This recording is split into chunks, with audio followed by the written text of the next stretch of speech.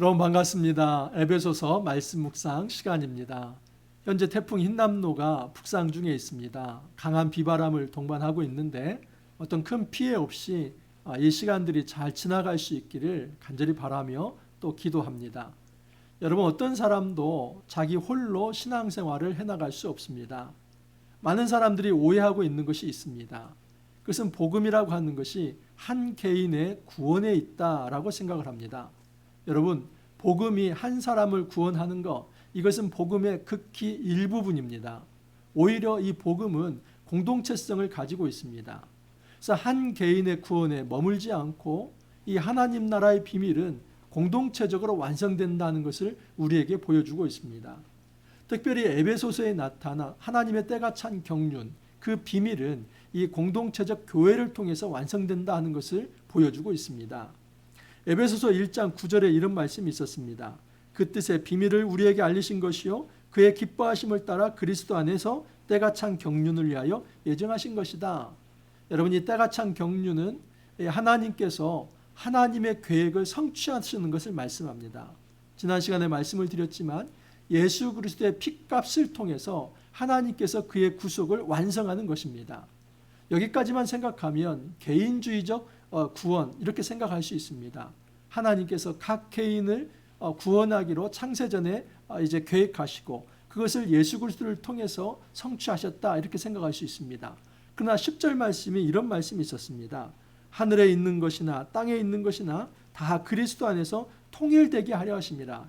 핵심은 이 통일되게 한다는 겁니다. 누구 안에서요? 예수 그리스도 안에서. 다시 말해서 새로운 질서를 선포하는 겁니다. 여러분, 이 복음은 하나님 나라를 품고 있습니다.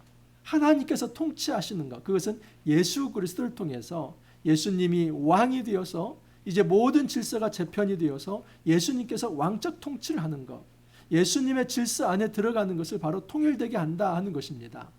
여러분, 이것이 공동체적으로 어떻게 적용이 되냐면 1장 22절에 이런 말씀이 있었습니다. 또 만물을 그의 발 아래에 복종하게 하시고 그를 만물 위에 교회의 머리로 삼으셨느니라.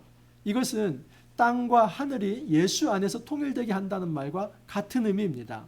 다시 말해서 예수님께서 교회의 머리가 되시고 예수님께서 가장 중요한 이 헤드가 되시고 나머지 모든 사람들은 지체가 되는 것입니다. 여러분, 교회는 예수님의 몸입니다. 23절을 보면 교회는 그의 몸이니 만물 안에서 만물을 충만하게 하시는 이에 충만함이니라. 다시 말해서 만물을 충만케 하시는 그 하나님의 충만이 어디에 임하냐면 교회에 임합니다. 근데 그 교회는 예수님의 몸이고 바로 그 예수님의 몸이기 때문에 교회의 머리는 예수님이라는 것입니다. 다시 말해서 때가 찬 경륜, 그 하나님의 예정하신 하나님의 구속 계획은 한 개인의 구원에 머물지 않고 그 이제 한 개인들을 구원하시되 하나님께서는 이 공동체를 새롭게 만드시는 것, 하나님 나라를 만드시는 것, 이것이 바로 하나님의 구원 계획이며 때가 찬 경륜이다라고 말할 수 있습니다. 여러분, 이렇게 놓고 본다면 복음 안에 분명히 단지 개인주의적으로만 받아들일 것이 아니라 공동체적으로 받아들일 내용이 있다 하는 것입니다. 복음은 이미 교회론과 연결되어 있습니다. 단지 이 복음이라고 하는 것이 구원론과만 연결이 되어서 한 개인이 예수 믿고 구원받아서 천국 간다, 이것만이 아니라 이 복음 안에 이미 하나님께서 예정하신, 하나님께서 이루시고자 하는, 하나님께서 계획하시는 것 안에는 바로 교회의 완성이 있다 하는 것을 말하고 있습니다. 여러분, 그래서 요한계시록이 사실 모든 성경을 종말론적으로 이제 완성하는 메시지를 우리에게 주시지 않습니까? 그 요한계시록의 핵심 메시지는 교회론입니다. 하나님께서 정한 때에 이제 최후의 심판이 있을 때에 사단의 악한 권세들은 다 심판하실 것이지만 하나님의 백성은 모아서 구원하실 것입니다. 근데 그 새하늘과 새 땅, 새 예루살렘은 바로 무엇을 상징하냐면 교회를 상징합니다. 하나님께서 택한 백성들의 그 총회, 하나님께서는 그것을 완성하시는 것을 이 복음의 완성으로 보고 있습니다. 이런 차원에서 우리는 더 이상 이 복음을 개인주의적으로만 받아들일 것이 아니라 공동체적으로 받아들일 준비를 하고 있어야만 합니다. 특별히 오늘 말씀 에베소서 2장 11절에서 22절까지는 이 교회론에 대해서 너무나 아름다운 필체를 가지고 우리에게 전달하고 있습니다. 여러분, 이 교회론을 잘 정리함으로써 우리가 가지고 있는 이 복음의 시각, 그 스펙트럼을 더 넓힐 수 있기를 바랍니다. 오늘 말씀 11절 이하를 보면, 그러므로 생각하라. 너희는 그때에 육체로는 이방인이요 손으로 육체에 행한 할례를 받은 무리라 칭하는 자들로부터 할례를 받지 않은 무리라 칭함을 받는 자들이라. 여러분, 이 그때는 바로 교회 공동체가 형성되기 이전을 의미합니다. 그때에 할례 받은 자들은 할례 받지 않은 자들에 대해서 어떻게 칭하냐면, 너희 이방인들은 할례도 못 받은 사람들, 이렇게 칭했다는 것입니다. 여러분, 이 할례라고 하는 것은 하나님의 백성된 표시를 의미합니다. 그래서 유대인에게 있어서 가장 큰 자부심은 내가 할례 받은 하나님께 선택받은 백성, 구원받은 백성이라는 것입니다. 그들의 자부심을 가지고 이방인들을 조롱했습니다. 무시했습니다. 폄하했습니다. 여러분, 이 이방인들을 향해서 너희들은 할례 받지 못한 더러운 백성이다. 여러분, 이런 이 유대인들의 기고만장한 태도가 바로 그 시대에 있었습니다. 바울은 지금 이것을 이용하면서 이렇게 말씀을 하고 있는 것입니다. 바로 교회라고 하는 것이 형성되기 이전에 이방인 너희들은 할례 받지 못한 백성으로 그렇게 칭함을 받았다. 무시받았던 것이 사실이다. 또한 이런 것도 있었습니다. 12절 이하이면, 그때 너희는 그리스도의 밖에 있었고 이스라엘 나라 밖의 사람이라 약속의 언약들에 대하여는 외인이요 세상에서 소망이었고 하나님도 없는 자이더니, 그것이 교회 공동체가 형성되기 이전에 실제로 이방 세계의 이방인들에게 있었던 현실이라는 겁니다. 여러분, 이 그리스도라고 하는 것은 메시아이죠. 구약 때부터 하나님께서 그토록 약속하셨던 메시아를 통한 하나님 나라, 그것에 대한 어떤 소망도 분깃도 이방인에게는 없었다는 것입니다.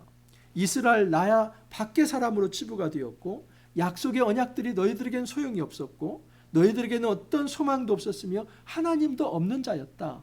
실제로 그랬습니다.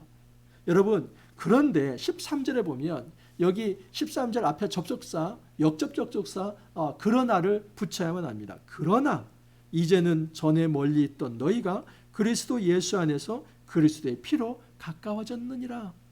이전에는, 바로 그때 교회 공동체가 형성되기 이전에는 너희들은 어떤 하나님 나라의 분깃과도 관련이 없는 외인이었으며 소망이 없는 자였고 하나님도 없는 자였지만, 그러나 이제는 전에 멀리 있던 너희가 그리스도 예수 안에서 그리스도의 피로 가까워졌느니라. 여러분, 이 가까워졌다는 것은 이제는 내부인이 되었다는 겁니다. 이전까지는 외부인이지만 아주 아웃사이드에 있는 사람이지만, 이제는 이너서클이 되어서 바로 내부인이 되어서 소속감을 가지고 살아갈 수 있는 그런 하나님 나라 백성이 되었다는 것입니다. 어떻게요? 그리스도 예수 안에서 그리스도의 피로, 그리스도의 피로 이제는 너희들이 더 이상 소망 없는 자, 하나님 없는 자로 치부될 것이 아니라 이제는 이너서클이 되어서 내부인이 되어서 바로 하나님의 백성이라 칭함을 받게 될 것이다. 여러분, 이 놀라운 일이 누구에게 발생이 되냐면 이방인에게 발생이 됩니다. 바울은 이것을 비밀이라고 하는 것입니다. 여러분, 하나님 나라 비밀은 단지 유대인을 위한 것만이 아닙니다. 당시 유대인들은 하나님을 독점했습니다. 우리에게는 율법이 있고 성전이 있고 안식일이 있고 우리는 할례 받은 자다. 그렇기 때문에 우리는 특권을 가지고 있고 선민이고 이런 우리가 하나님의 백성이다. 그런 자랑을 했습니다. 여러분, 그런데 하나님께서 지금 이 바울을 통해서 이것을 철저히 깨고 있는 것입니다. 아니, 이제는 유대인 그 혈통을 통해서 하나님 백성 되는 것이 아니라 예수 그리스도 안에서 그리스도의 피로 새로운 백성이 태어났다. 이것이 하나님께서 창세전에 약속한 비밀입니다. 때가 참 경륜이, 그 비밀이 하나님의 지혜와 총명, 성령을 통해서 그 지혜와 총명을 받은 사람들이 이것을 이해할 수 있는 것인데, 이것은 단지 개인 구원이 아니라 공동체를 형성해서 너희들이 복음을 수답할 수 있다. 그것을 가르쳐주고 있습니다. 14절 이하를 보면, 그는 우리의 화평이신지라 둘로 하나를 만드사 원수된 것 곧 중간에 막힌 담을 자기 육체로 하시고, 계속해서 말씀하시는 것은 공동체 형성입니다. 여기 중간에 막힌 담이라고 하는 것은 유대인과 이방인 사이에 사실은 막힌 담입니다. 여러분, 유대인과 이방인 사이에는 엄청난 큰 장벽이 있었습니다. 사실 현대에도 아주 이제 그 유대인들 중에서도 이 종교성이 강한 유대인들이 있습니다. 그 사람들은 절대 이방인들과 함께 식사하지 않습니다. 사실 그 식사하지 않는 이유는 뭐냐면, 모든 이방인들은 돼지고기를 많이 먹기 때문에 너희들 돼지고기 먹는 부정한 존재, 너희들과 내가 같이 식사를 하면 나도 부정탄다 생각을 해서 식사하지 않습니다. 유대인들은 반드시 유대인들과 식사를 합니다. 그들을 형제라고 생각을 했습니다.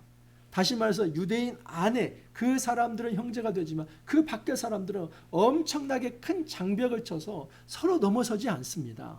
현대 유대인도 그렇게 하는데, 사실은 지금 2000년 전에 1세기 당시에 이 유대인들은 엄청난 장벽을 가지고 있고, 그 장벽은 사실은 뛰어넘을 수 없는 장벽입니다. 그런데 바울이 그것을 깨고 있습니다. 왜냐하면 사실 바울이 깬 것이 아니라 예수님이 그 장벽을 허물었기 때문입니다.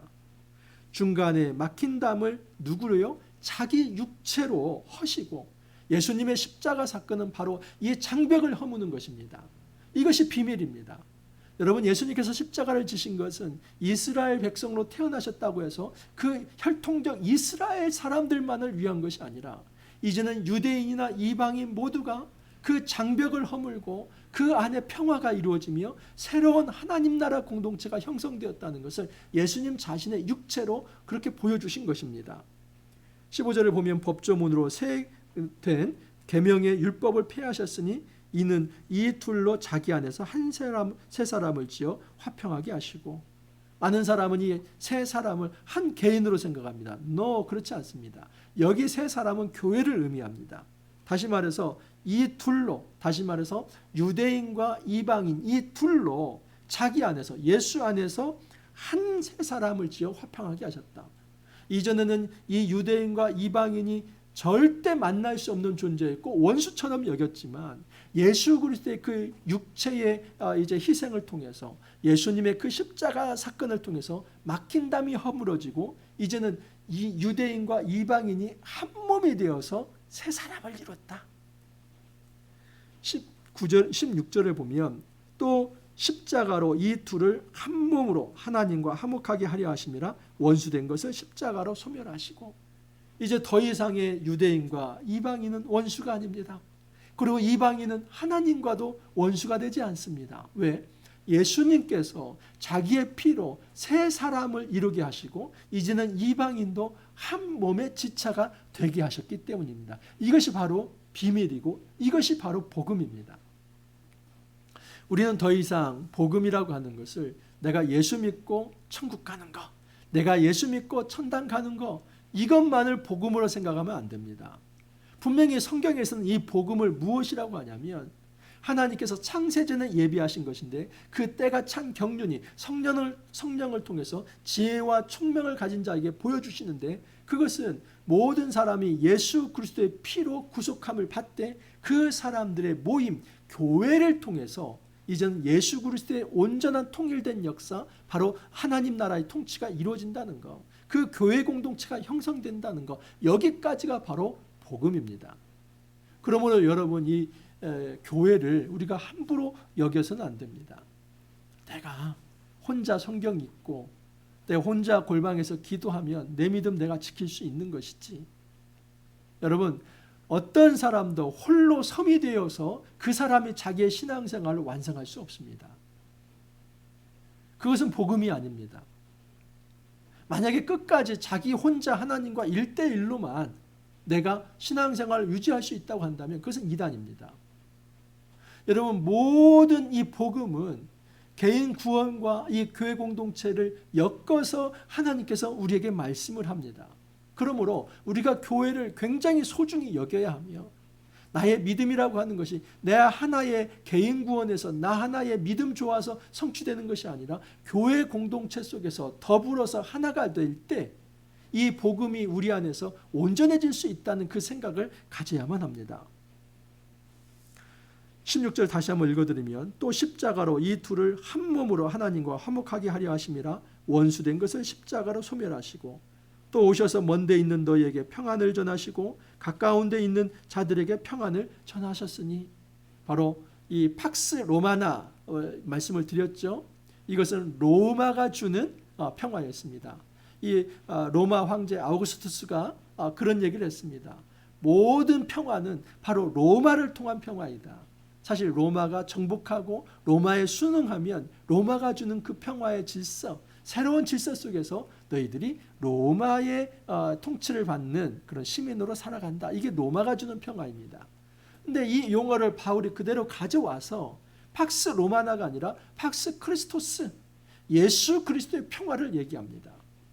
로마 황제가 주는 평화가 아니라 예수님이 자기 몸값을 드림으로써 이제 중간에 막힌 담을 허무시고 온전한 평화를 주신다 하는 것입니다.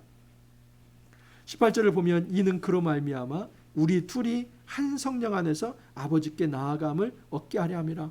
한 성령 안에서 둘이 함께 나아간다고 합니다. 어디로요? 아버지께. 이 성령 안에서가 22절에 이렇게 되어 있습니다. 너희도 성령 안에서 하나님이 거하실 처소가 되기 위하여 그리스도 예수 안에서 함께 지어져 가느니라. 하나님께 나아가는 것과 이제 함께 지어져 가는 것이 사실 동격입니다. 우리는 하나님께 나아간다고 하는 것을 이 하늘에 있는 하나님께 내가 개인적으로 나아간다고 생각합니다. 여러분 성경에서는 그 하나님께 나아가는 것이 바로 22절에 성령 안에서 하나님이 거하실 처소가 되기 위하여 그리스도 예수 안에서 함께 지어져 간다. 어떻게 지어져 가요? 성전으로 지어지는 것입니다. 그것이 바로 19절 이하입니다.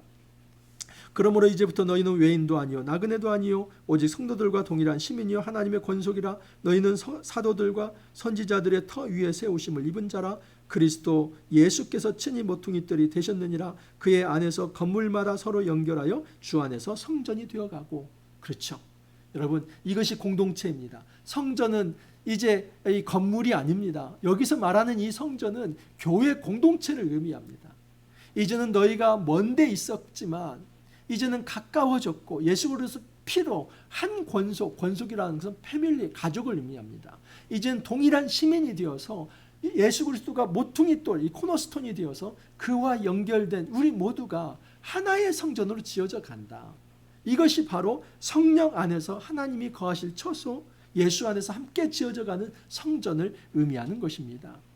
여러분 우리가 하나님 아버지 앞에 나아간다고 하는 것, 성령 안에서 아버지께 나아간다고 하는 것은 이 땅에서 성전 공동체, 교회 공동체를 만들어가는 것이다 라고 말할 수 있는 것입니다. 이처럼 여러분 이 공동체 신학은 매우 매우 중요합니다. 한국교회에서 약한 것이 바로 이 개인주의에 빠져서 복음이라고 하는 것을 개인주의화해서 내가 예수 믿고 구원받는 것 이렇게 치환을 시켜서 이 교회 공동체를 통한 이 복음의 완성에 대해서 이야기하지 않기 때문에 교회가 이렇게 망가지는 것입니다. 교회가 크고 작고 이것이 문제가 아닙니다. 규모가 얼마나 크냐 작냐 이게 중요한 게 아니라 우리 안에 정말 이 올바른 교회론이 살아있느냐 하는 것입니다. 더 이상 우리는 교회를 함부로 무시해서는 안 됩니다. 내가 가지고 있는 돈으로 헌금하고 내가 가지고 있는 열정으로 봉사하고 내가 가지고 있는 능력으로 찬양하고 내가 가지고 있는 이성으로 말씀을 보고 나 자기중심과 개인주의적으로 이기적인, 여러분 이것은 신앙생활이 아닙니다. 하나님께서 우리에게 말씀하는 것은 때가 찬 그 경륜이라고 하는 것이 예수 그리스도의 핏값을 통해서 구속이 이루어진다고 하는 것이 결국 새로운 몸, 한 몸을 이루는 것입니다. 그 새 몸은 나 한 사람을 말하는 것이 아니라 교회 공동체를 새 몸, 예수님의 몸이라고 얘기하고 그 몸의 머리는 예수님이시다. 예수님께서 머리가 되시고 그의 모든 이제 사람들이 그 예수님의 몸의 지체가 되어서 한 몸 공동체가 되는 것, 새 몸이 되는 것, 이것이 바로 복음이다라고 말씀을 하고 있습니다. 여러분 우리 삶 속에서 이 공동체 신학을 확립할 수 있기를 바랍니다. 결코 나 홀로 신앙을 완성할 수 있는 사람은 없습니다. 우리는 섬이 되어서는 안 됩니다. 내가 외딴 섬이 되어서 공동체가 분리되어서는 안 됩니다. 나와 공동체는 하나가 되어 있고 성도와 성도가 긴밀하게 연결되어 있고 이 연대를 통해서 온전히 하나님 나라가 완성이 될 수 있다 하는 그 신학을 우리가 가지고 있어야만 합니다. 그러므로 하나님 앞에서 골방에서 우리가 개인 경건으로 나아가는 것도 매우 중요하지만 나눔이 중요합니다.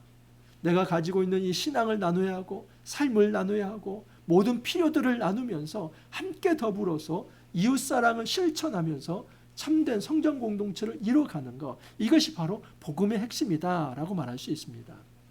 여러분, 한 주가 시작되었습니다. 이 한 주 이제 강한 비가 몰려오고 있는데 여러분 모든 가정이 평안하고 안식을 누릴 수 있기를 바랍니다. 우리가 힘들수록 이 공동체가 서로에게 이제 힘이 되고 또 어깨동무하면서 이 어렵고 힘든 시간들을 잘 이겨나갈 수 있기를 바랍니다.